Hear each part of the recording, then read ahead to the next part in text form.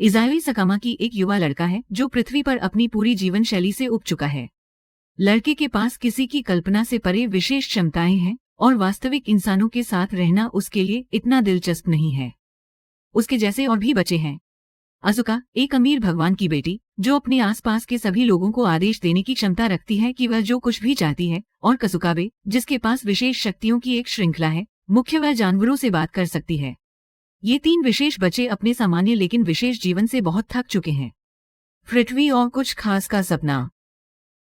एक दिन उन तीनों को एक रहस्यमय पत्र मिलता है जिसमें उन्हें लिटिल की भूमि पर आमंत्रित किया जाता है। बगीचा। जैसे ही वे पत्र पढ़ना समाप्त करते हैं, वे तुरंत एक अज्ञात दुनिया में पहुंच जाते हैं। तीन महामानव आसमान से गिरते हैं और सीधे पास की एक झील में उतरते हैं। लगभग तुरंत वे झील से बाहर तैरने और एक दूसरे से परिचित होने का प्रबंधन करते हैं। तीनों ने अचानक नोटिस किया कि एक अजीब सी दिखने वाली खरगोश इंसानी लड़की उनकी जासूसी कर रही है। विशेष बच्चे अपनी शक्तियों का उपयोग उस लड़की को तुरंत अपने वश में करने के लिए करते हैं, जो अपना परिचय इस रूप में देती है। काला खरगोश। ब्लैक रैबिट आखिरकार उन्हें उस दुनिया से परिचित कराता है जिसमें उन्हें आमंत्रित किया गया था। दुनिया को लिटिल गार्डन कहा जाता था और वह उस जगह के निर्माता के नौकरों में से एक थी। लिटिल गार्डन, जैसा कि वह बताती है, एक बड़ी कैसीनो दुनिया है जहां छोटे इंसानों से लेकर शाब्दिक देवता तक आ सकते हैं और एक दूसरे के साथ खेल सकते हैं। वे गिफ्ट गेम्स नामक खेलों की मेजबानी करते हैं, जहां प्रतिभागी मेजबान के साथ जो कुछ भी चाहते हैं उसके बदले में अपने गौरव से लेकर अपने स्वयं के जीवन तक कुछ भी दांव पर लगा सकते हैं। वह बताती हैं कि उनके जैसे खरगोश लिटिल गार्डन के प्रवर्तक हैं जो ये सुनिश्चित करते हैं कि हर खेल निष्पक्ष और चौकोर हो और कोई धोखा शामिल न हो। उसके पास लिटिल गार्डन की केंद्रीय प्रणाली से जुड़ी क्षमताओं का एक ऊंचा बोध है जो उसे नियमों को लागू करने में मदद करता है। लिटिल गार्डन की दुनिया में कई देश जैसे समुदाय हैं जो दुनिया के विभिन्न हिस्सों पर शासन करते हैं। ये समुदाय गिफ्ट गेम की मेजबानी के लिए जिम्मेदार हैं, जिसमें लोग और साथ ही समुदाय भाग ले सकते हैं। ब्लैक रैबिट भी इन समुदायों में से एक का हिस्सा है और अगर वे उसे एक खेल में हरा सकते हैं तो उन्हें अंदर जाने की पेशकश करता है। इज़ायोई, असुका और कासुकाबे इस दुनिया के विचार से चकित हैं जो अपने आप से बहुत अलग है। वे चुनौती लेने का फैसला करते हैं। खेल सरल है। यदि वे एक कोशिश में एक डेक में फेस कार्ड पा सकते हैं तो वे जीत जाते हैं। अभी के लिए, चूंकि उनके पास दांव लगाने के लिए और कुछ नहीं है, इसलिए ब्लैक रैबिट उन्हें अपना गौरव दांव पर लगाने के लिए कहता है।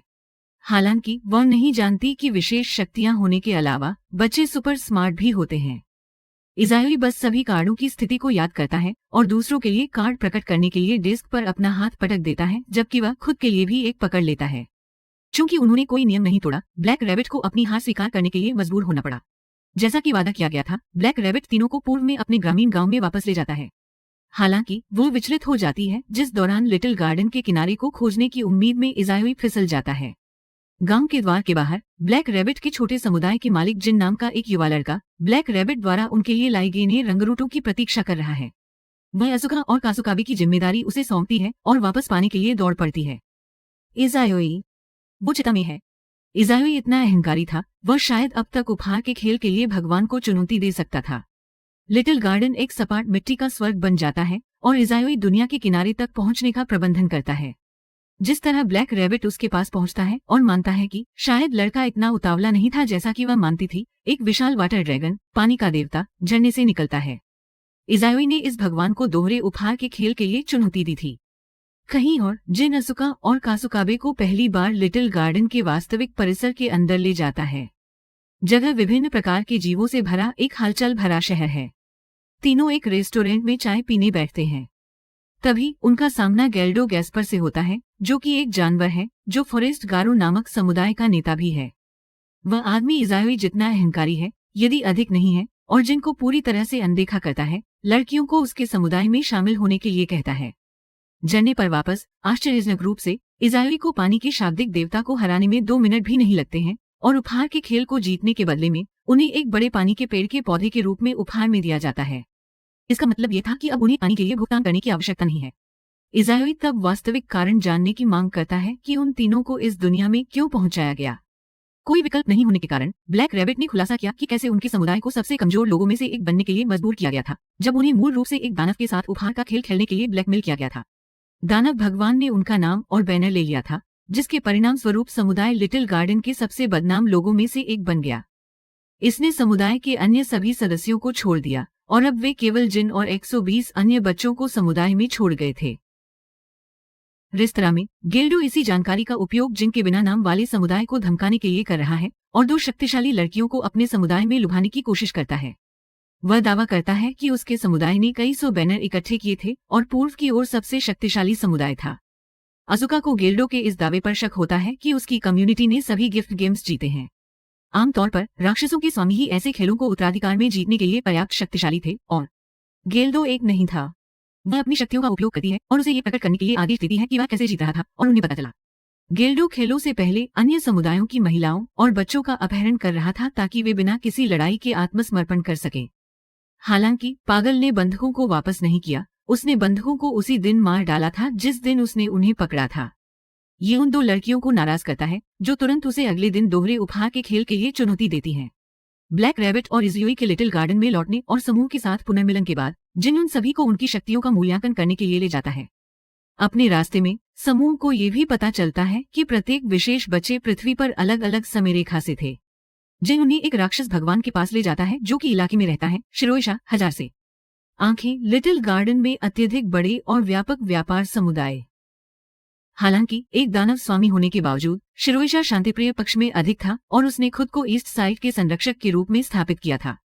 वह उन्हें लिटिल गार्डन के 7 स्तरों के बारे में समझाता है। प्रत्येक स्तर पर उनकी शक्ति के आधार पर अलग अलग समुदाय रहते थे। नो नेम समुदाय 7वें स्तर के बाहरी इलाके में रहते थे। इससे पहले कि शिरोयाशा अपने उपहारों का मूल्यांकन कर सके, विशेष बच्चे उसे एक उपहार खेल के लिए चुनौती देते हैं। हालांकि इज़ुई ने यह सुनिश्चित किया कि खेल एक जोड़ी के बजाय एक चुनौती खेल है। शिरोइशा उन्हें बिना गिरे उनके सामने पेश किए गए फाटकों के माध्यम से ग्रिफिन की सवारी करने की चुनौती देता है। ये कार्य विशेष रूप से कठिन है क्योंकि अत्यधिक गति किसी को भी बेहोश कर सकती है और उन्हें गिरा सकती है। कासुकाबे ने चुनौती लेने का फैसला किया और किसी तरह इसे सफलतापूर्वक पूरा किया। तब यह पता चला है कि वह अपनी शक्तियां अपने गले में लकड़ी के लटकन से प्राप्त करती है जो उसके पिता द्वारा उसे दिया गया था।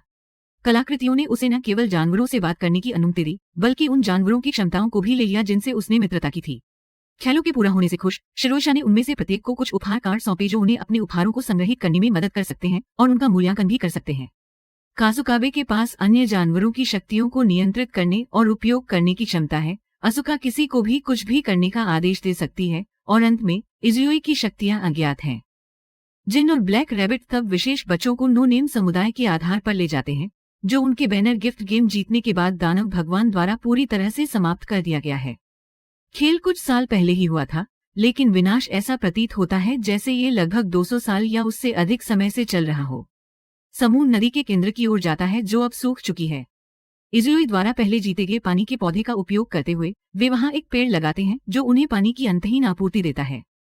उसी रात गेल्डो के अधीनस्थ नो नेम के क्षेत्र में घुसपैठ करते हैं। वे बच्चों को बंदी बनाने की योजना बनाते हैं जैसे गेल्डो हमेशा करता है, लेकिन इस बार इज़ुई उन्हें इधर उधर ताक झांक करते हुए पकड़ लेता है। अधीनस्थों का दावा है कि वे केवल गार्डों के लिए काम कर रहे हैं क्योंकि उनके बच्चों और महिलाओं को बंदी बना लिया गया है, इसलिए इज़ुई ने खुलासा किया कि उनके बंदी पहले ही मर चुके थे। उनका दावा है कि उन्हें अब डरने की जरूरत नहीं है क्योंकि जिन नो नेम के समुदाय के स्वामी उन सभी को दानव लॉर्ड से मुक्त कर देंगे जिन्होंने लिटिल गार्डन को आतंकित किया था। जब समूह निकल जाता है तो जिन ने उन्हें चेतावनी देने के लिए एक तरफ खींच लिया कि उन्होंने जो कहा वह उनके पहले से ही कमजोर समुदाय पर अनावश्यक ध्यान आकर्षित करेगा।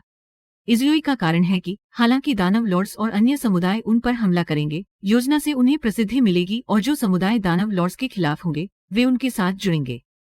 अभी उनके पास सदस्यों की कमी थी और यही रणनीति उन्हें लाएगी। अपनी बातचीत के दौरान जिन ने दानवों की शक्तियों का खुलासा किया। ऐसे ही एक स्वामी ने अपने सबसे मजबूत सदस्य को गुलाम बनाने में भी कामयाबी हासिल की थी। सदस्य स्वयं एक दानव भगवान था, लेकिन दूसरे भगवान के समुदाय के लिए खुद को खो देने के बाद अब उपहार के खेल में पुरस्कार के रूप में दांव लगाया जा रहा था। जिन ने इज़ुई से खेल जीतने का अनुरोध किया ताकि वे अपने सदस्य को वापस ला सकें। इज़ुई सहमत है, लेकिन एक शर्त पर। उन्हें पहले गार्डो को हराना था और अगले दिन गेम जीतना था। यदि नहीं तो वह इसके बजाय समुदाय छोड़ देगा। उस रात एक अजीब पिशाच गार्डो की हवेली में आता है और उसे कुछ और शक्ति देता है। वह चाहती है कि नो नेम उस राक्षस का सामना करे जिसे उसने बनाया था। अगले दिन उन सभी को गार्डो के आवास पर लाया जाता है जो किसी प्रकार के जादुई जंगल से घिरा हुआ प्रतीत होता है। निवास के बाहर वे उपहार देने के खेल के नियमों से परिचित हैं। जीतने के लिए उन्हें गार्डो को हराना था, लेकिन ऐसा करने के लिए वे उस पर अपनी शक्तियों का उपयोग नहीं कर सके।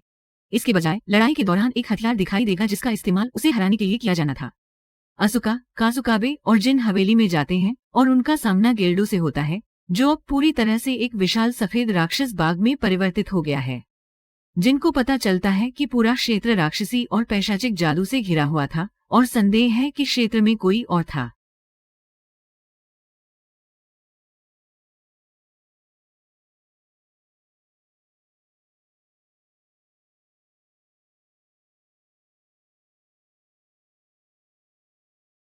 इस सब के साथ शामिल गेल्डो को हराने के लिए जिस हथियार का इस्तेमाल किया जाना था वह भी दिखाई देता है और काजुकाबे युद्ध में शामिल हो जाता है। हालांकि वह गंभीर रूप से घायल हो जाती है क्योंकि ब्रूट स्ट्रेंथ में गेल्डो उससे कहीं बेहतर था। असुका फिर गेल्डो को जंगल में ले जाती है और नीमो में खामियों का एहसास करती है। वो उसे हराने के लिए गार्डो पर अपनी शक्तियों का उपयोग नहीं कर सकती थी, लेकिन वह अन्य चीजों पर उनका उपयोग कर सकती थी। वह जंगल को गार्डो पर लगाम लगाने का आदेश देती है और तलवार को भी आदेश देती है कि वह उसे अपनी पूरी ताकत दे, जिसके इस्तेमाल से वह दानव को मार देती है। उपहार खेल जीता गया था। गार्डो की हार के साथ उसके सभी दास उसके समुदाय से मुक्त हो गए और उनसे पहले जिन ने प्रतिज्ञा की कि वह सभी राक्षसों को हरा देंगे। जबकि कासुकाबे ठीक हो रहा है, ब्लैक रैबिट इज़ाओई के साथ लेटिसिया को बचाने के लिए अपने अगले कदम पर चर्चा करता है। वही दानव भगवान जो कभी उनके समुदाय का हिस्सा थे। उनकी बातचीत अचानक उसी पिशाच द्वारा बाधित हो जाती है जिसने गेल्डो की सहायता की थी। वैम्पायर कोई और नहीं बल्कि खुद लेटिसिया थी। वह उन्हें परेशान करने के लिए माफी मांगती है क्योंकि वह केवल बच्चों की शक्तियों की सीमा जानना चाहती थी। उन्हें गेल्डो को हराने के बाद उसने निष्कर्ष निकाला था कि समुदाय को प्रबंधित करने के लिए उनके उपहार बहुत अपरिष्कृत थे और ब्लैक रैबिट इसे भंग करना चाहते हैं। वे समझाते हैं कि वे उपहार गेम का उपयोग करके उसे वापस पाने की कोशिश कर रहे थे जिसे जल्द ही होस्ट किया जा रहा था, लेकिन लेटिसिया ने उन्हें सूचित किया कि गेम रद्द कर दिया गया था। कहीं और पर्सियस समुदाय के नेता लुइस पर्सियस शिरोयाशा के पास आते हैं और घोषणा करते हैं कि उन्होंने खेल को रद्द कर दिया था क्योंकि उन्हें लेटिसिया के बजाय एक उपयुक्त खरीदार मिल गया था। शिरोयाशा इस बात से नाराज है, लेकिन लुइस के कब्जे वाले गोर्गन के दानव के कारण कुछ नहीं कर सकता। नोनेम्स लुइस से बात करने के लिए जाते हैं ताकि वह किसी तरह लेटिसिया को उन्हें वापस सौंपने के लिए मना सके। हालांकि आदमी सुपर दिखावा और विकृत है। वह प्रस्ताव करता है कि यदि ब्लैक रैबिट लेटिसिया के बजाय खुद को प्रस्तुत करता है तो वह उसे नो नेम समुदाय में वापस लौटाने पर विचार कर सकता है। ब्लैक रैबिट लगभग जैसा वह चाहता है वैसा करने पर विचार करता है, लेकिन इज़ाओई के पास अन्य विचार हैं। वह आगे बढ़ता है और दो आशंकित राक्षसों क्रैकन और ग्रे को हरा देता है, जो उसे विशेष कलाकृतियां देते हैं जिनकी मदद से वह किसी को भी